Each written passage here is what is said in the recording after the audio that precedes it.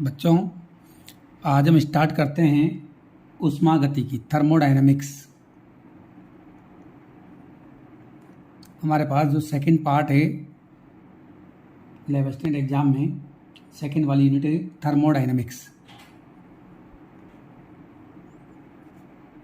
Thermodynamics इसमें क्या पढ़ेंगे हम लोग? सबसे पहले हम थर्मोडायनेमिक्स के बेसिक कंसेप्ट्स पढ़ेंगे। थर्मोडायनेमिक्स एक्चुअली में कौन सी फिजिक्स होती है? एक फिजिक्स की ब्रांच है जिसमें हम लोग किसके बारे में स्टडी करते हैं? हीट और टेम्परेचर, इन दो चीज़ों के बारे में हम अध्ययन करते हैं। ऊष्मा और ताप, इसके बारे में अध्ययन किया जाता है।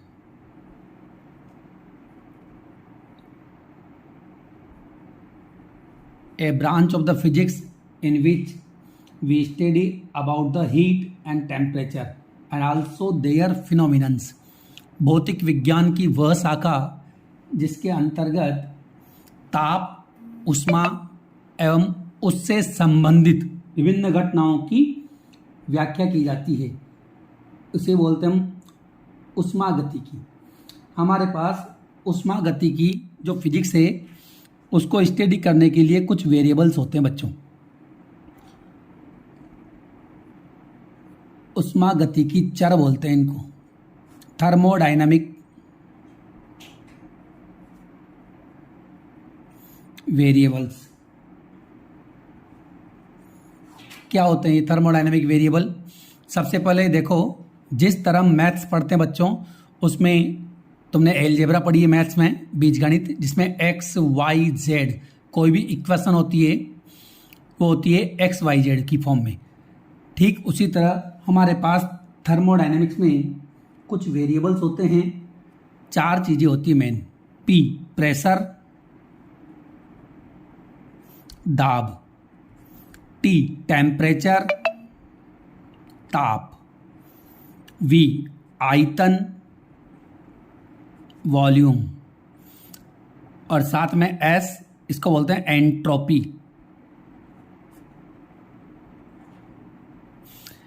इनको बोलते हैं हम थर्मोडायनेमिक वेरिएबल।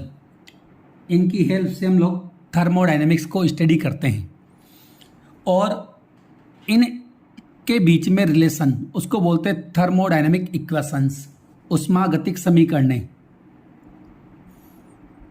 ऊष्मागतिक समीकरण थर्मोडायनेमिक टीडी इक्वेशंस क्या होती है बच्चों? इन वेरिएबल के बीच में आपस में relation, P V T S के बीच संबंध, relation between P V T and S, इनके बीच में जो रिलेशंस होते हैं उनको बोलते हैं थर्मोडायनेमिक इक्वेशंस। ये हम बात करते हैं, ये हम नॉर्मल इंट्रोडक्शन दे रहे हैं अभी थर्मोडायनेमिक्स का। इसके बाद तुम्हारे पास ज़रूरत पड़ेगी आइडियल गैस इक्वेशंस। तो सबसे पहले मैं बात करता हूँ आदर्श गैस।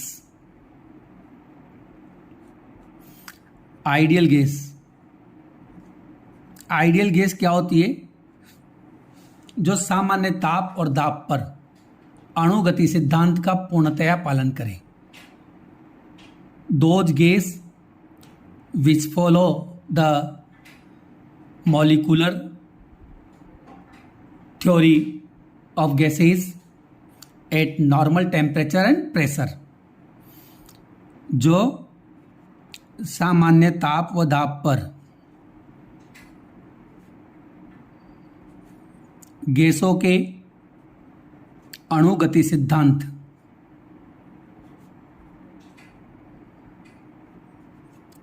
का पूर्णतया पालन करें।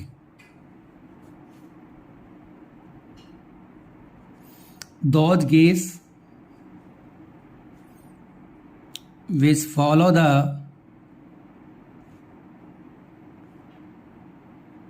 molecular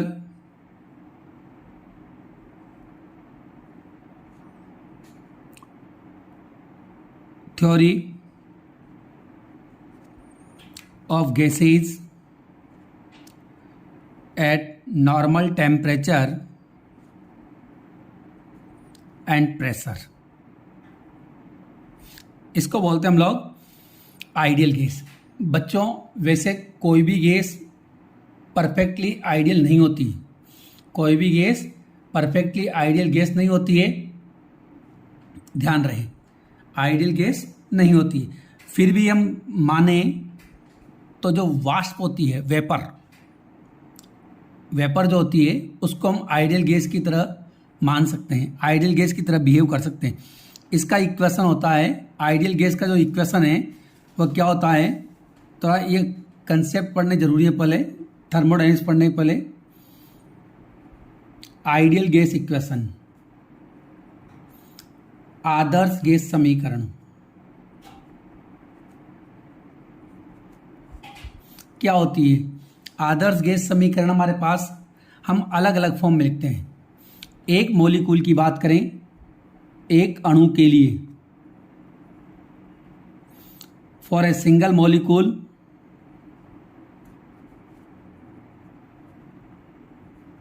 आइडियल गैस इक्वेशन होती है पीवी इक्वल टू के टी।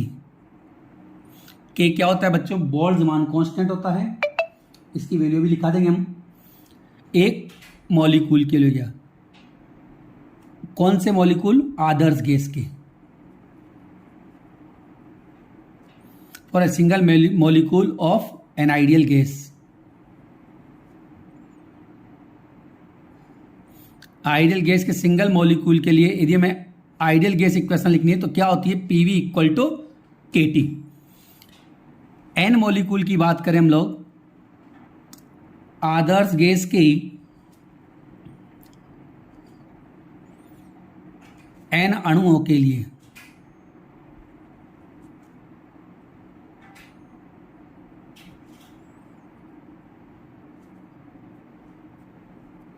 स्मॉल एन बोल दो फिलहाल चाहो तो, कैपिटल एन भी लेंगे हम लोग। For a small n molecules of an ideal gas क्या होता है, PV equal to n k t. मतलब यदि एक मॉलिक्यूल के लिए हम आइडियल गैस इक्वेशन अप्लाई करें तो पीवी इक्वल टू के टी। मान लो 4-5 मॉलिक्यूल है कहीं पर और उनके लिए आइडियल गैस इक्वेशन अप्लाई करें तो PV equal to n k T. एक मोल के लिए, एक मोल आदर्श गैस के लिए, for 1 mole an ideal gas, इसके लिए होता है बच्चों PV equal to capital n k t. Capital n क्या है, एवोगैड्रो नंबर, आवोगाद्रो संख्या। क्यों बच्चों, एक मॉलिक्यूल के लिए के टी होती है, एक मोल में कितने मॉलिक्यूल होते हैं, एवोगैड्रो नंबर के बराबर। एन क्या है, आवोगाद्रो संख्या, एवोगैड्रो नंबर। याद है कितना होता है, 6.023 10 की पावर 23। सबको पता होगा एवोगैड्रो नंबर 6.023 इंटू 10 की पावर 23 नंबर्स। तो ये बच्चों एक मोल के लिए हो गया। फिजिक्स में इस एन के वाली क्वांटिटी को सिंपल वे में आर कहते हैं। एन के को क्या बोला जाता है बच्चों, आर, गैस नियतांक, गैस कांस्टेंट। ये वाला स्मॉल एन है, स्मॉल एन क्या है, नंबर ऑफ मॉलिक्यूल्स। यहां कैपिटल एन एवोगैड्रो नंबर है। एवोगैड्रो नंबर मतलब एक मोल की बात करें तो कैपिटल एन लेंगे हम, number of molecules, gas constant. तो ये फॉर्मूला हमारे पास PV equal to are T भी बन जाता है। इसी तरह यदि किसी कंटेनर में एक्स मोल गैस भरी हुई है तो क्या बोलेंगे, एक्स मोल गैस के लिए, फॉर एक्स मोल गैस, बहुत से लोग एन मोल भी बोलते हैं, पीवी इक्वल टू हो गया एक्स आर टी। तो बच्चों आइडियल गैस इक्वेशन 4 फॉर्म में लिखी जाती है। जब सिंगल मॉलिक्यूल की बात करें तो पीवी इक्वल टू के टी लिखा जाएगा। 4-5 मॉलिक्यूल हैं, 10 मॉलिक्यूल, 50 मॉलिक्यूल नंबर दिए हुए हैं तो उनके लिए आइडियल गैस इक्वेशन ये बनेगी। यदि एक मोल गैस की बात करें, क्योंकि एक मोल गैस में नंबर ऑफ गैस के मॉलिक्यूल्स कितने होते हैं, एवोगैड्रो नंबर के बराबर, तो कैपिटल एन से मल्टीप्लाई करेंगे। इस एन के को आर बोला जाता है, जिसको हम लोग गैस कांस्टेंट बोलते हैं। इसी तरह यदि 4-5 मोल गैस है, 5 मोल गैस, 6 मोल गैस, जितनी भी है, तो उसके लिए हम लोग क्या बोलेंगे, PV equal to x r t. R क्या है हमारे पास, गैस कांस्टेंट। ये बात मैंने आइडियल गैस इक्वेशन के बारे में तुम्हें बताया। एक होती है बच्चों, ये हमारे पास हम थर्मोडायनेमिक्स का बेसिक कंसेप्ट पढ़ रहे हैं अभी। अगला आएगा हमारे पास वान डर वाल गैस इक्वेशन या रियल गैस इक्वेशन। अगला क्या आएगा बच्चों, नेक्स्ट रियल गैस इक्वेशन।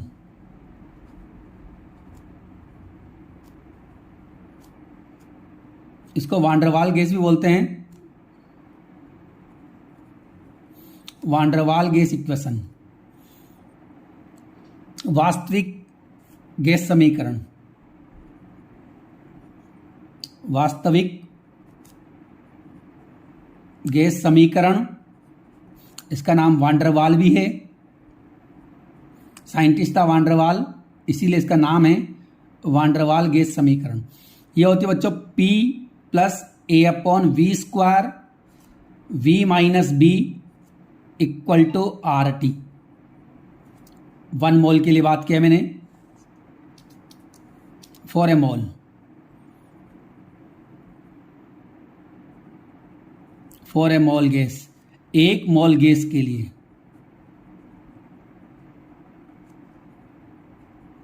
यह इंट्रोडक्शन वीडियो है थर्मोडायनेमिक्स का। हमें पढ़ने के पहले जरूरी है कि हमें पता रहे। यहां पर ए और बी क्या है, कांस्टेंट है। बी क्या होता है, मॉलिक्यूल ऑफ, जो वॉल्यूम ऑफ मॉलिक्यूल्स होता है गैस का। जिस कंटेनर में गैस भरी हुई है उसका वॉल्यूम तो वी है, बी है मॉलिक्यूल्स का वॉल्यूम। उसके अंदर जो गैस के मॉलिक्यूल्स है उनका वॉल्यूम होता है, टी टेम्परेचर है। ध्यान रहे टी हमेशा केल्विन में लेंगे। किस में लेंगे, टी केल्विन में लेंगे। अब बात करते हैं हम लोग हीट की। किसकी बात करते हैं, हीट। हीट क्या होता है बच्चों, ये एक एनर्जी की फॉर्म होती है। क्या होती है हमारे पास, एनर्जी की फॉर्म होती है जो किसी बॉडी की हॉटनेस को बताती है।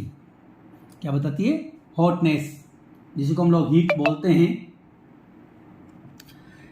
इसका यूनिट क्या होता है, इसका यूनिट कैलोरी होता है बच्चों।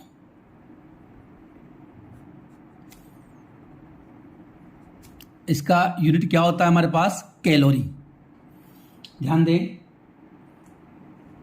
1 कैलोरी किसको बोलते हैं, 1 कैलोरी होता है किसी भी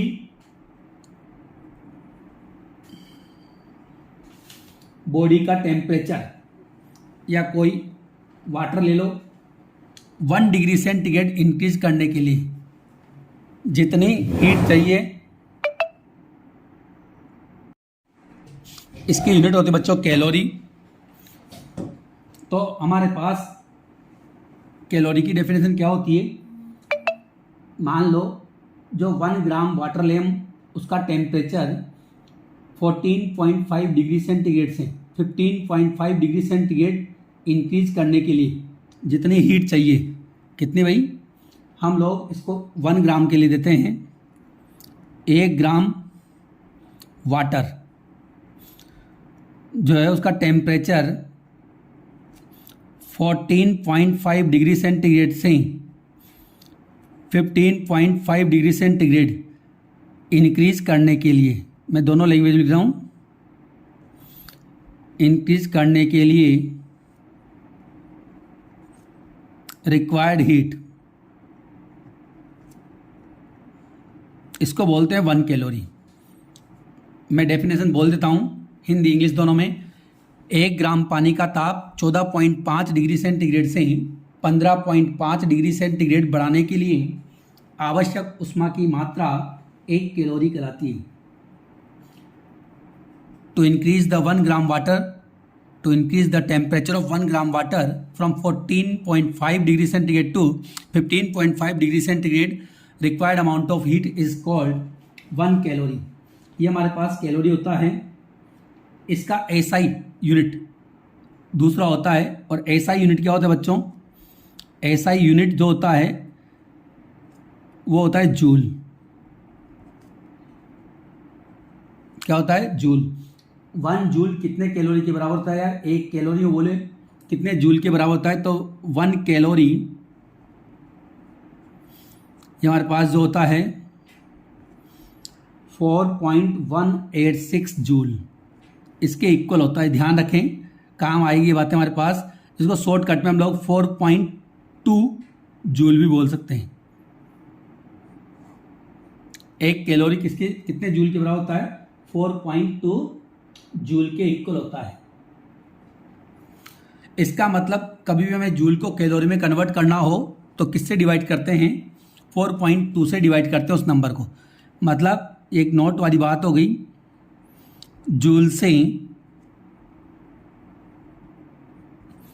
कैलोरी में बदलने के लिए 4.2 का भाग देते हैं। किसी भी संख्या को जूल से कैलोरी में कन्वर्ट करना हो तो किससे डिवाइड करेंगे? 4.2 से डिवाइड करेंगे। To convert joule into calorie divide by 4.2। Exact answer निकालना तो 4.186 से डिवाइड करते हैं। ये हमारे पास हीट के बारे में बताया मैंने, कैलोरी। देखो और भी बहुत सी यूनिट्स होती है हमारे पास। एनर्जी की बहुत सारी यूनिट है, तुमने पढ़ी भी होगी, सबको पता है। इलेक्ट्रॉन वोल्ट, किलोवाट हावर, बहुत सारी यूनिट्स होती है, हम बताएंगे इसमें आगे। इसके बाद हम पढ़ते हैं टेम्परेचर। टेम्परेचर क्या होता है? टेम्परेचर ऐसी फिजिकल क्वांटिटी है जो बॉडी की हॉटनेस को मेजर करती है। क्या करती है? हॉटनेस को मेजर करने वाली फिजिकल क्वांटिटी। ऐसी भौतिक राशि जो किसी वस्तु की उष्णता का मापन करती है। मैं डेफिनेशन लिख रहा हूं, देखो। ऐसी भौतिक राशि जो किसी वस्तु की उष्णता का मापन करती है। Those physical quantity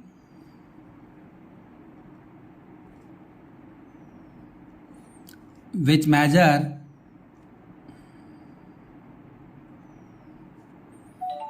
the hotness of body, इसे बोलते हैं हम लोग टेम्परेचर, ताप कहलाती है। बट बच्चों इस डेफिनेशन के अलावा एक बहुत बढ़िया डेफिनेशन भी है जो मैं बताता हूँ तुम्हें टेम्परेचर की। टेम्परेचर क्या होता है? ऐसी क्वांटिटी, इसको वो से बोल सकते हैं जो दो बॉडीज के बीच में हीट फ्लो की डायरेक्शन को डिसाइड करती है। तो डेफिनेशन अगली क्या होगी? ध्यान से समझने वाली बात है। ऐसी भौतिक राशि जो दो निकायों के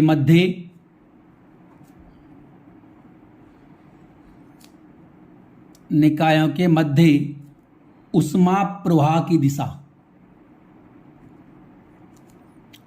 प्रवाह की दिशा निर्धारित करती है। देखो बच्चों, थर्मोडायनेमिक्स पढ़ने के पहले उसका बेसिक वीडियो पढ़ना बहुत जरूरी है ताकि हमें फायदा मिले। क्या बोलेंगे? Those physical quantity which decide the direction of heat flow between two systems, क्या बोलते हैं इसको? Is called temperature. देखो मान लो ये बॉडी है, इस बॉडी का टेम्परेचर है मान लो 45 डिग्री सेंटीग्रेड, इसका है 10 डिग्री सेंटीग्रेड। इन दोनों को कनेक्ट कर दिया मैंने, तो बताओ हीट किस साइड से किस साइड फ्लो होगी? हीट हम जानते हैं हाई टेम्परेचर बॉडी से लो टेम्परेचर बॉडी की तरफ फ्लो होती है, इधर से इधर जाएगी। सपोज दैट यदि हमारे पास इसका टेम्परेचर 45 डिग्री सेंटीग्रेड और इसका 10 डिग्री सेंटीग्रेड होता तो हीट का फ्लो किधर होता हमारे पास, इस साइड से इस साइड होता, high temperature to low temperature. तो इसका मतलब हम लोग यह कंक्लूजन फाइंड कर सकते हैं कि जिस बॉडी का हीट किधर फ्लो होती है, ज़्यादा टेम्परेचर से लो टेम्परेचर की तरफ। इसका मतलब तुम्हें यदि किसी बॉडी का टेम्परेचर पता है तो हम बता सकते हैं हीट किस साइड फ्लो होगी। इसीलिए हमने कहा है दो सिस्टम के बीच में हीट फ्लो की डायरेक्शन को कौन डिसाइड करता है, टेम्परेचर। ये हमारे पास टेम्परेचर की डेफिनेशन होगी। टेम्परेचर की बहुत सारी यूनिट्स होती है बच्चों, मैं तो बताता हूँ। टेम्परेचर की यूनिट्स होती है हमारे पास, एक तो डिग्री सेंटीग्रेड, इसकी यूनिट्स क्या है, मात्रक, बहुत सारे मात्रक है इसके। डिग्री सेल्सियस, डिग्री सेल्सियस बोल दो या डिग्री सेंटीग्रेड बोल दो, बात एक ही। फ़ारेनहाइट है, इंग्लिश में फ़ारेनहाइट बोलते हैं। और भी हमारे पास है, एक हमारे पास होता है र्यूमर, केल्विन, केल्विन भी होता है। एक होता है र्यूमर। ये सब हमारे पास इनके डेफिनेशंस हैं, इंग्लिश में भी लिखता हूं। र्यूमर, फ़ारेनहाइट, केल्विन और सेल्सियस। ध्यान दें,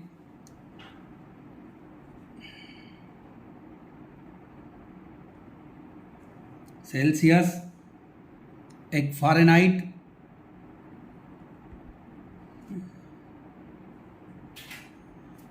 ये हमारे पास इसकी यूनिट्स है बच्चों। अब इन यूनिट्स को हम आगे बताते हैं इसके बारे में। इनके बीच में आपस में रिलेशन होता है। क्या होता है, रिलेशन। देखो, फ़ारेनहाइट पैमाना कहाँ से स्टार्ट होता है, र्यूमर कहाँ से स्टार्ट होता है, डिग्री सेंटीग्रेड कहाँ से स्टार्ट होता है। तो डिग्री सेल्सियस वाला जो पहले नंबर का है हमारे पास, जो सेल्सियस स्केल है, ये कहाँ से होता है, ये हमारे पास 0 से स्टार्ट होता है 100 तक।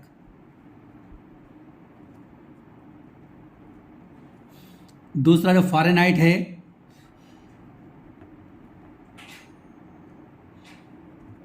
फ़ारेनहाइट वाला जो हमारे पास स्केल होता है, ये कहाँ से होता है, इसमें 32 से लेकर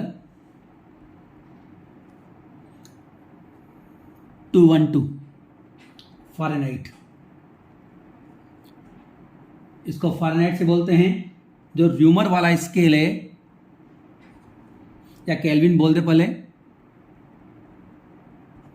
जो केल्विन स्केल है, सबको पता है केल्विन स्केल कहाँ से होता है, 273.16 से 373.15 बोलते हैं अक्सर, 16 या 15 बोल तो केल्विन। 100 पार्ट्स होते हैं इसमें भी, इसमें 100 पार्ट, इसमें 180 पार्ट होते हैं। लोअर टेम्परेचर और हाई टेम्परेचर में 180 का डिफरेंस होता है, इसमें भी 100 का होता है।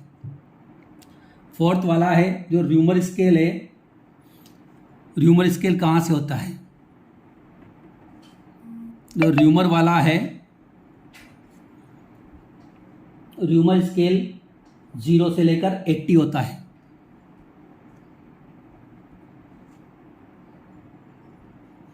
ये याद है क्या है हमारे पास, इसका मतलब 0 पे आइस जमेगी और 100 पे हाँ, तो बच्चों 0 to 80 डिग्री से आर, इसका मतलब होता है ये जो लोअर लिमिट है और ये वाली अपर लिमिट, मतलब इस 0 पर यदि हम आइस का टेम्परेचर, आइस पॉइंट, जो हमारे पास आइस पॉइंट है, बर्फ बिंदु, और 100 डिग्री सेंटीग्रेड मतलब है हमारे पास वेपर पॉइंट, भाप बिंदु। इस 0 डिग्री सेंटीग्रेड पर आइस जमेगी और 100 पे बॉयल होगा वाटर। जबकि यदि हम 32 पे बात करें तो फ़ारेनहाइट में 32 पर आइस रहेगी, 212 पर वेपर रहेगी। केल्विन स्केल में बात करें तो 273.15 केल्विन पर आइस रहेगी और 373.15 पर हमारे पास क्या रहेगा बच्चों, वेपर रहेगी। इस तरह र्यूमर में ये है। इनके बीच का रिलेशन कभी भी हमारे पास कॉम्पिटिशन में पूछा जाता है। इनके बीच के रिलेशन के लिए हमारे पास एक हम फॉर्मूला बना सकते हैं। इनके बीच का रिलेशन होता है रिलेशन, ये होता है हमारे पास, ध्यान देना, C-0 upon 100 F-32 upon 180 equal to R-0 upon 80 K-273 15 नहीं लिया मैंने अपॉन 100। इस हमारे पास इस रिलेशन को कैसे पढ़ सकते हैं हम लोग।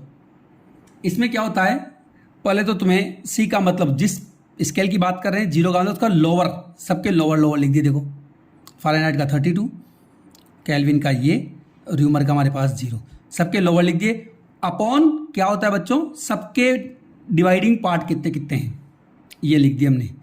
ये हमारे पास बन जाता है, ये इसी फॉर्म में याद रहता है, बढ़िया। ये हमारे पास हो गया, इंपॉर्टेंट फॉर्मूला हो गया। इससे हम लोग कन्वर्ट कर सकते हैं। मान लो तुम्हें सेल्सियस को कन्वर्ट करना है फ़ारेनहाइट में, तो इन दोनों को यूज कर लो। सेल्सियस की वैल्यू पुट करो, फ़ारेनहाइट की वैल्यू आ जाएगी। यदि फ़ारेनहाइट को केल्विन में कन्वर्ट करना है तो direct F-32 upon 180 equal to K-273 upon 100। इसमें एक की वैल्यू पुट करो, नेक्स्ट वाला हमारे पास ऑटोमेटिक आ जाएगा। अब देखो, जब मैं तुम्हारे लिए क्वेश्चंस बनाता हूं,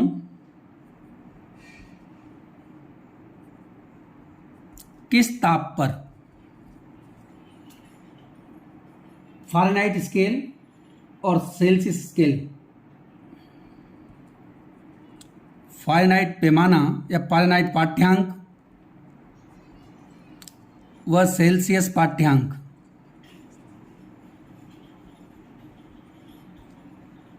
समान होंगे। Find temperature at which reading of Celsius and Fahrenheit scale will be same, will be same।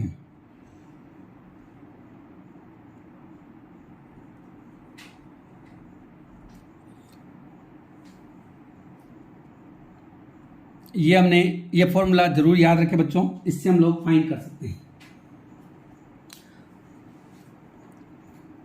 आगे बात करते हैं हम लोग, जो हमारे पास ह्यूमन बॉडी है, ह्यूमन बॉडी का टेम्परेचर कितना होता है। फ़ारेनहाइट में होता है 98.6 फ़ारेनहाइट। ह्यूमन बॉडी का टेम्परेचर होता है बच्चों, जो मानव शरीर है, ह्यूमन बॉडी, उसका टेम्परेचर है 98.6 फ़ारेनहाइट।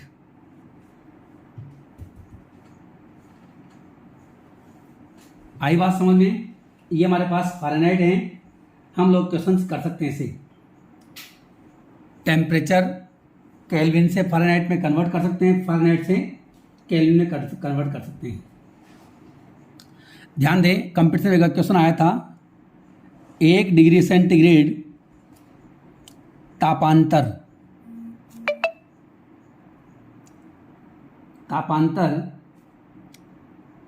कितने केल्विन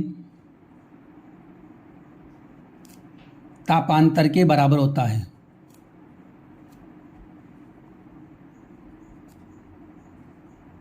मतलब कहीं पर टेम्परेचर का डिफरेंस 1 डिग्री सेंटीग्रेड है, दो बॉडी के टेम्परेचर का डिफरेंस 1 डिग्री सेंटीग्रेड है, तो केल्विन में कितना होगा।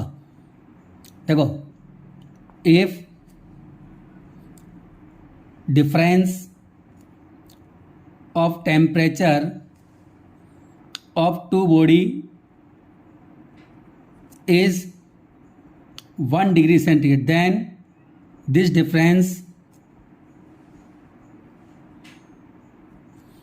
will be in Fahrenheit।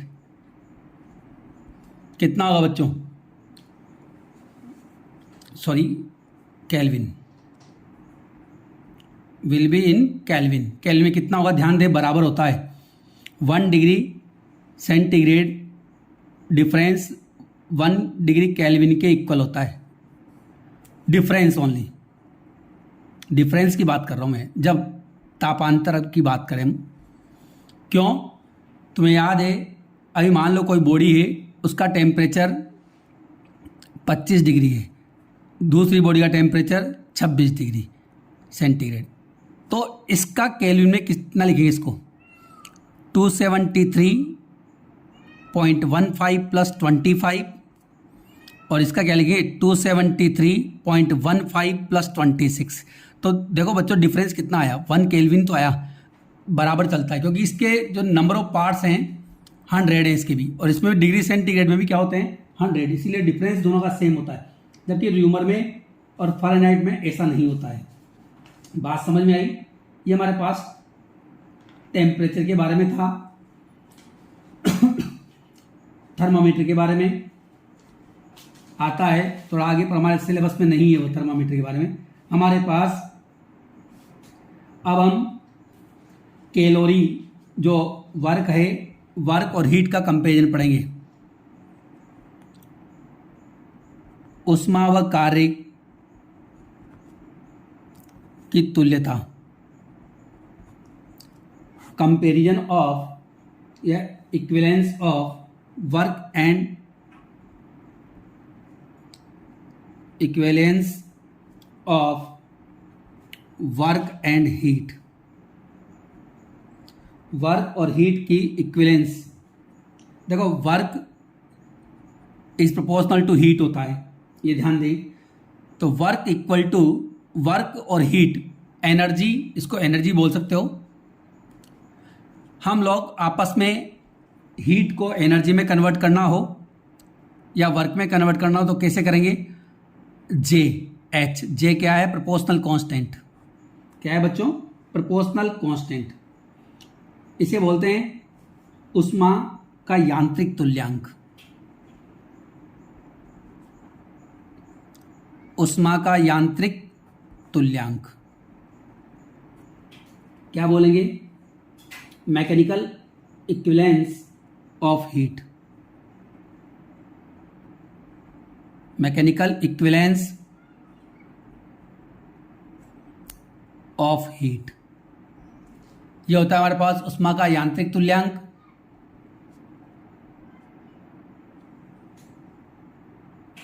इसकी वैल्यू कितनी होती है बताता हूं तुम्हें। J इक्वल टू होता है 4.2 into 10⁻³ joule upon kilo calorie.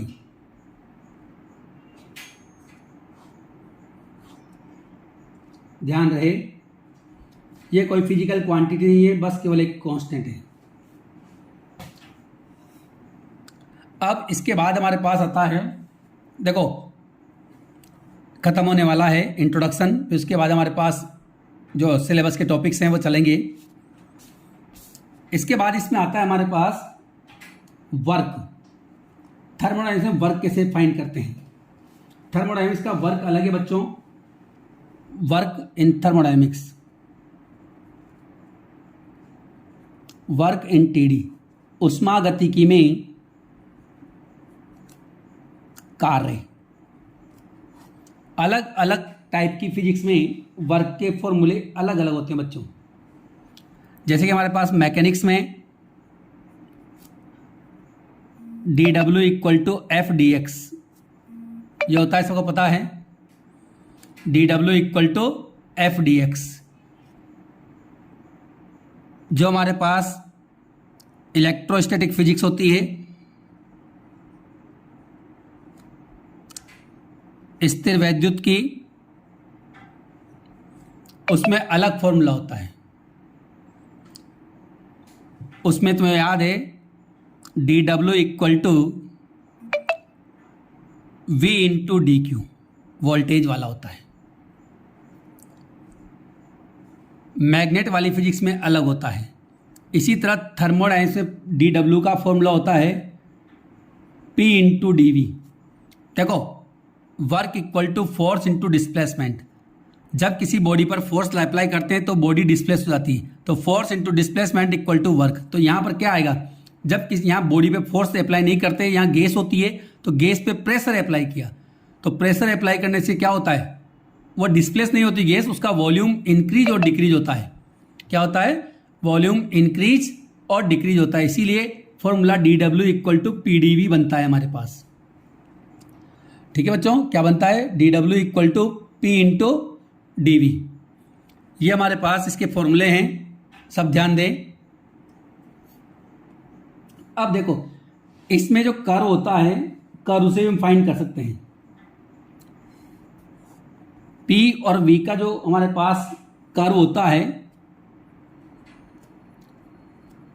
इस कर्व का area of this curve represent the work. अभी मान लो ऐसे कोई ये एरिया बना हुआ है, यह कर्व है, मान लो ये वॉल्यूम V1 है, यहाँ V2 है, प्रेशर की वैल्यू है, तो हम क्या बोलेंगे, प्रेशर और वॉल्यूम का जो कर्व होता है उसका एरिया, क्योंकि ये dV हो गया डिफरेंस, ये हमारे पास प्रेशर हो गया, ये रेक्टेंगल बन रहा है आयत, तो लंबाई इंटू चौड़ाई, तो P इंटू dV ये बनता है हमारे पास। ठीक है बच्चों, तो हम लोग इसको बताते हैं। अभी क्या बोलेंगे, area of the PV curve represent the work. PV वक्र का क्षेत्रफल कार्य को बताता है।